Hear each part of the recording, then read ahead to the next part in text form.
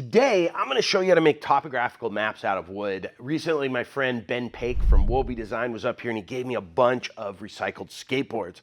And I started making these topographical maps out of them, and then the thought hit me, what if I could do like a real one out of colored veneers? So I'm going to walk you through the process, everything I use, and all the videos for reference. This is sort of a elaborate process to learn at first, and then it's really easy to do second time. So I'll link all my references and everything you need for this down in the pinned comment and description. Let's get into it. All right, so now it's time for our glue up, and I have these organized basically in the way that a standard USGS topographical map is, the colors, but it's not perfect. Not all colors were available, and I did my best, but it's actually pretty close. One of the things to think about is when you do this, your CNC machine is going to take some off of the top. This tool path, which I'll show you in a minute, it's going to face it a little bit. So you're going to lose some of these top layers. So typically in a topographical map, red and then white. White is like the very, very top of the highest mountains. But I'm going to have a few like kind of scrap pieces of red towards the top. Because I think very, very little of this will show, and the red is so dramatic that I really want to include that in the thing. We're going to use Total Boat epoxy, which is awesome because it's got a 45-minute open time, so we'll have plenty of time to do this glue up. There's a lot of spreading that needs to be done. Actually, if you want to pick some up, there's a 15% off discount code down in the description and the pinned comment. Great stuff, use all the time in woodworking. So we're going to get this put together. I'm going to clamp the outsides. I have some 1/8-inch plywood, which I'm going to sandwich this in, which is going to help with both keeping it flat, but also, again, what I was talking about before is when, the tool path takes them off the top, it gives us a little room for air, a little extra scrap wood that we can plane off if we need to. Make sure you wear gloves when you're handling these, because I didn't, and it looks like I made love to a unicorn. So let's get into the glue up.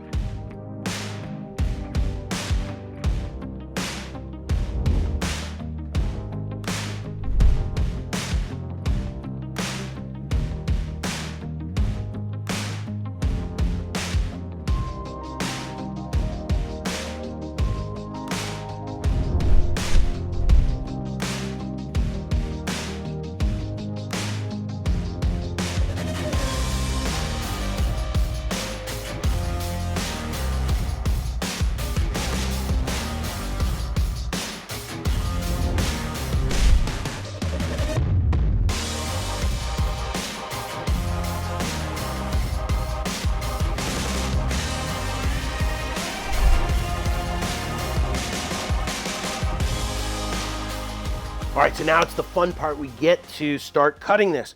Now, as you probably saw from some of those shots, I got a pretty good rock to this. This is why we put the plywood on there, so that we have room to mill some off. So we're gonna set this up. We're gonna face it on the underside, which is the darker veneers, like the black veneer will be on the bottom. So we're gonna face that, then flip it over and start to cut. One of the great things about Fusion is you can print out a setup sheet and it tells you exactly how big your stock is. So I cut my stock oversized so I can shoot some screws in it.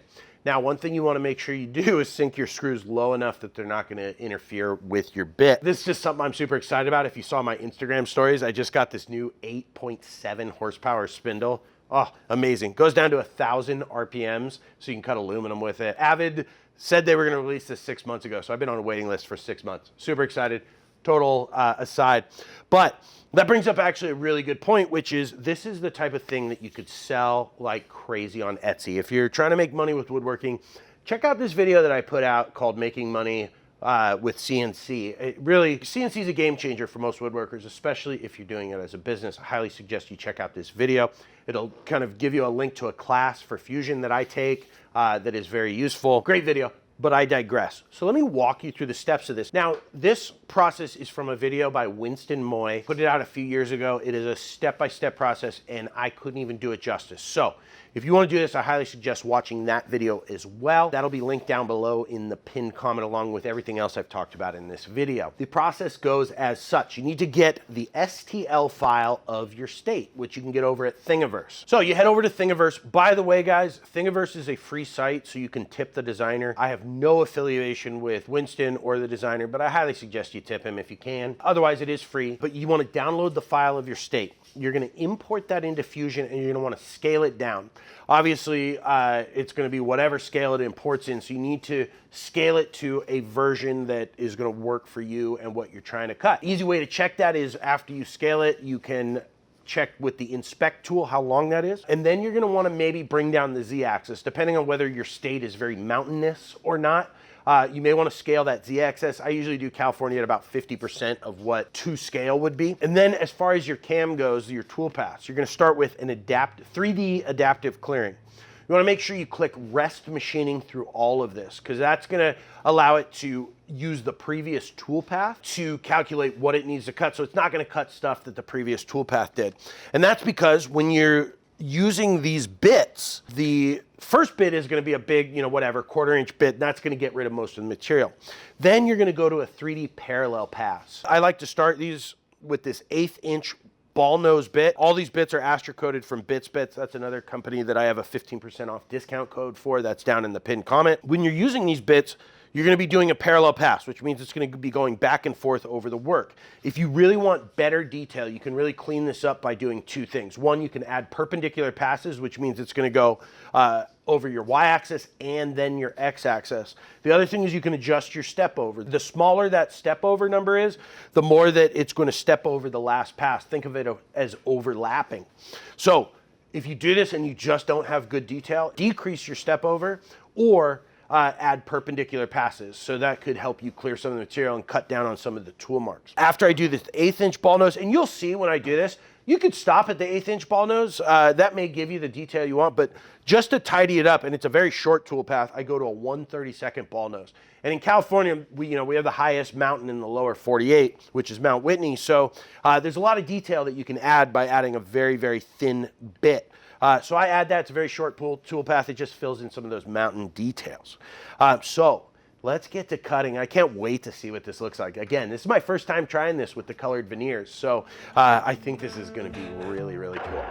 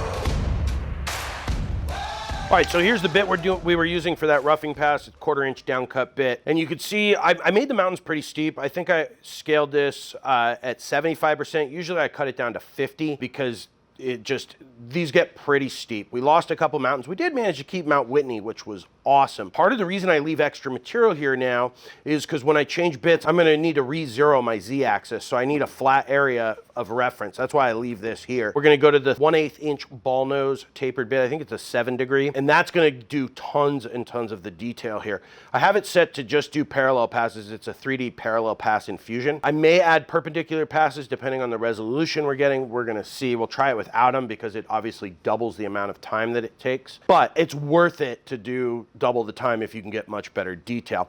So let's get this one zeroed out, and we're going to run this, which is our parallel pass, and then we'll also do a much smaller one, which is the 32nd ball nose end mill, which is I believe 3.5 degree. Maybe it's also a 7 degree, I can't remember. But let's get into it.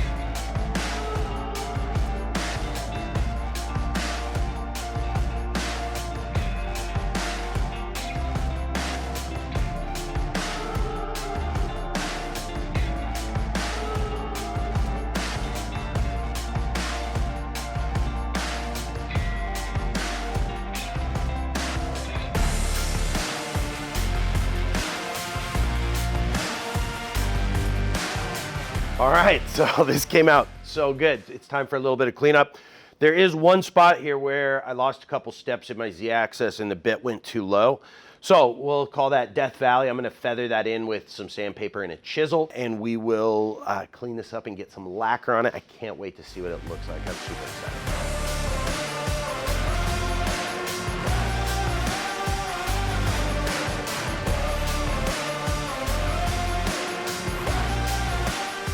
All right, so I've got it cleaned up somewhat, and I love it, but I just can't live with Death Valley here, or FU Valley as I called it. So we are going to do another one. So enjoy this time lapse. I won't walk you through the steps, but we'll do another time lapse of this, and I think this is gonna look really cool.